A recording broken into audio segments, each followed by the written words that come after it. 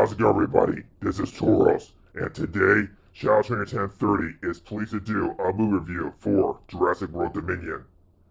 The movie is out in theaters, and 10 minutes ago, by checking this video, Shadow Trainer 1030 got back from the movie theater. This will be a non-spoiler review. So without any delay, let's go ahead and turn ourselves over to the one and only Shadow Trainer 1030. I'm sorry about that, guys. I know it's a little cringy. I just thought I'd do something for fun. Anyways, like what my friend here said, this is going to be a movie review for Jurassic World Dominion. This is directed by Kevin Tafrallo. You got the return cast from Jurassic World. And then you got the original cast from Jurassic Park franchise returning as well. So the cast you got are Sam Neill, Laura Dern, Jeff Goldblum, Bryce Dallas Howard, Chris Pratt, DeWanda Wise, Isabella Sermon, Diana Penda. Hopefully I'm pronouncing it, if not. Anyway, she also got the actor who played as Dotson. I don't remember the actor's name. You guys let me know. Now, there's a lot I want to talk about, but I want to say that for the spoiler section. So, like he said, this would be a non-spoiler section here. So this movie is about, and as you know from the trailers, where everyone is just panicking because of dinosaurs and are trying to figure a way as to how to balance it, as to like whether dinosaurs can coexist or they cannot with the humans. But honestly, that's not really what this was about. This one is about Owen and Claire. They're trying to rescue Blue's baby raptor daughter, Beta. And then you got the original cast, Alan Grant and Ellie and Ian Malcolm. They're trying to figure out this ecosystem, but I can't say what it is because, again, I want to say that for the spoiler section. Now, what do I think about the movie? I actually liked it. I like that there are the dinosaur fights. I also like there are some intense moments, and I liked how there are some throwbacks from the original Jurassic Park. And also, there are a few questions I was concerned about, and they finally got answered in here.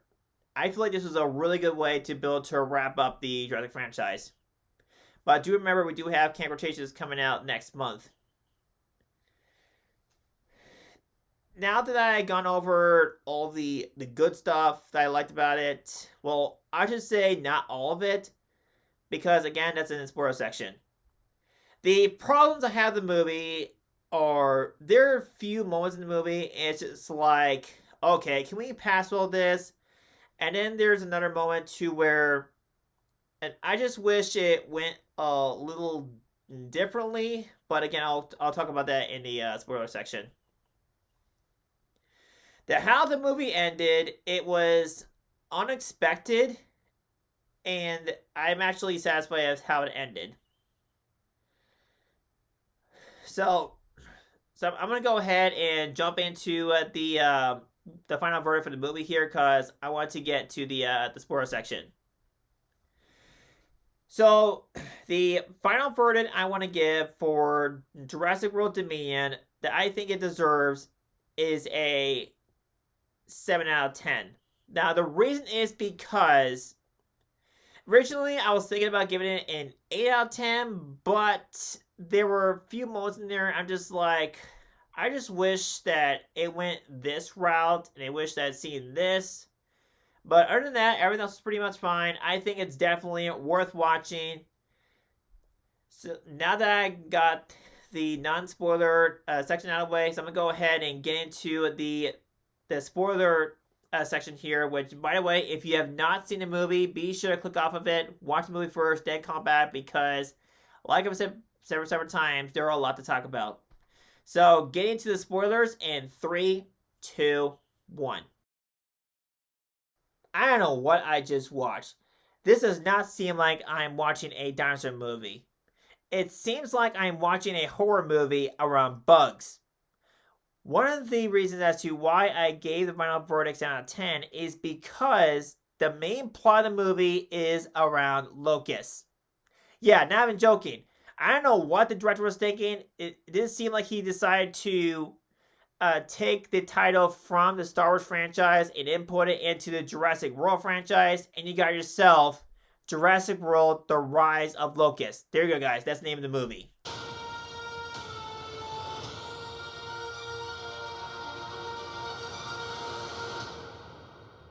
I do understand that the importance of having the locust in the movie is for the characters to learn that Macy was genetically given birth by Charlotte, even though she didn't have any like spouse or anything. But because of this clone genetically, apparently it backfired her, and she ended up getting sick and later passed away. But that effect did not happen to Macy because Charlotte ended up finding a way.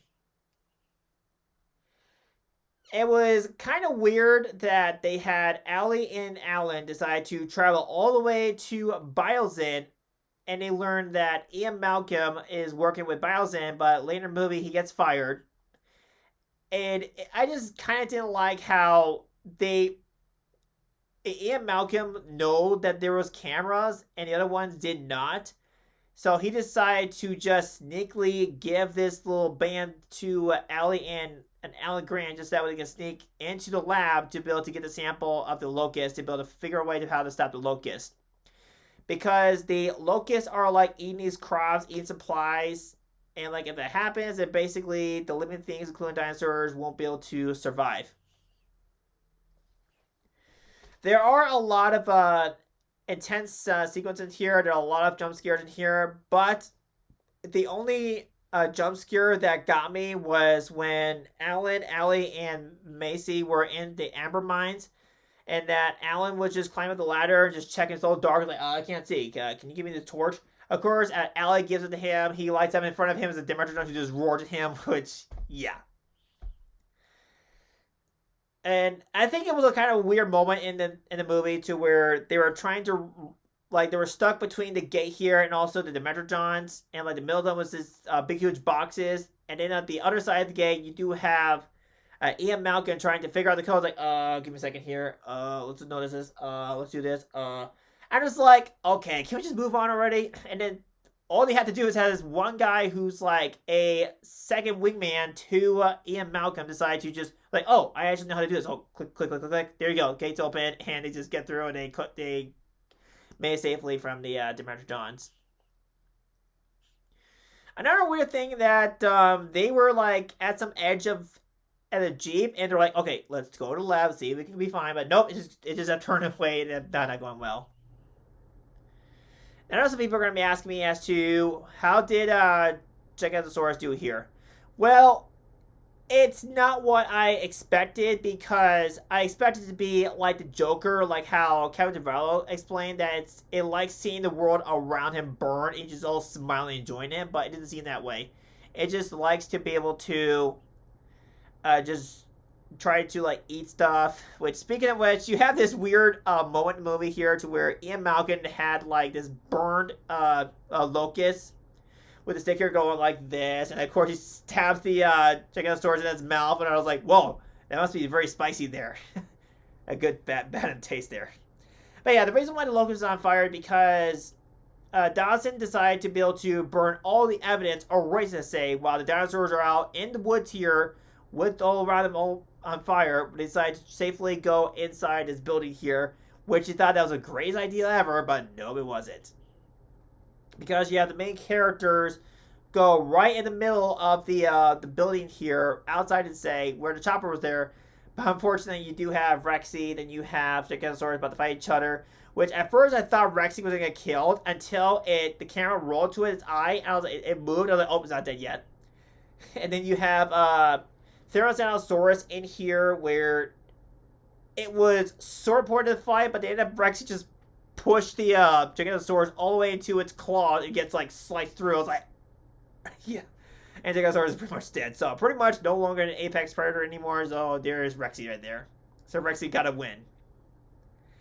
So yeah, me and my family were talking about this movie, and we're like, it's nice they're having Rexy not get killed for once. Like, even though you can arguably say that Rexy did get killed in the Jurassic Park 3, which we don't talk about that movie. Anyways, there was a other person that mentioned saying that it was nice seeing those original raptors from the Jurassic Park 3 put in here, which I didn't see any of those things. We see those microraptors in here. I think that's what they're called in this movie. So hopefully they'll get imported into Jurassic World Live, and I'm hoping that, fingers crossed, locusts do not get included in the game, because I don't know how they will work in the game here, unless Ludia can find a way to explain it. Maybe it can work similar with the absorbability, but we'll have to see. As for what happened to the fate of Dotson, it's pretty much what you expect. Exactly what happened to this one guy. I don't remember his name from the Jurassic Park movie. But, like, he goes in this tunnel with this fog around him. He's just getting jump scared a lot of him. Ugh. And then suddenly you see that Alice is like, something's in front of him, isn't it? And, of course, you see this Dilophosaurus just, like, chasing him. He goes in here, just leaves his things behind. He goes in this train here, and unfortunately you have, like, 3 Dilophosaurus in here just spitting over his face. Like, he goes, what's going on? He just dies, and of course Dilophosaurus eat him up. But yeah, it was nice having a throwback to where he had his canister, like from the first Jurassic Park movie. It's exactly where that one guy failed to deliver the DNA to Dotson. I do understand that everything was all leading up towards Dotson, but I just wish they mentioned him a little bit more, and that would be a good way to lead towards him being the bigger villain, because it just seems like it doesn't really work that well with this movie here. Even though, yes, it's nice to see the original actor come back, and it's nice to see the original Ultra cast come back, I just was thinking it would have been nice to see a little bit more. But yeah, overall, this is a pretty neat movie here, and I think I covered everything. But if I haven't covered everything, guys, if you want me to go over any Easter eggs or anything, let me know in the comments. I really appreciate it. That's all to cover for today's video. The purpose of the video is doing a review and doing a spoiler section for the movie here. Now, let me know in the comments below thoughts I covered here. Did you enjoy this movie? What parts did you have that was your favorite? Let me know. I appreciate it.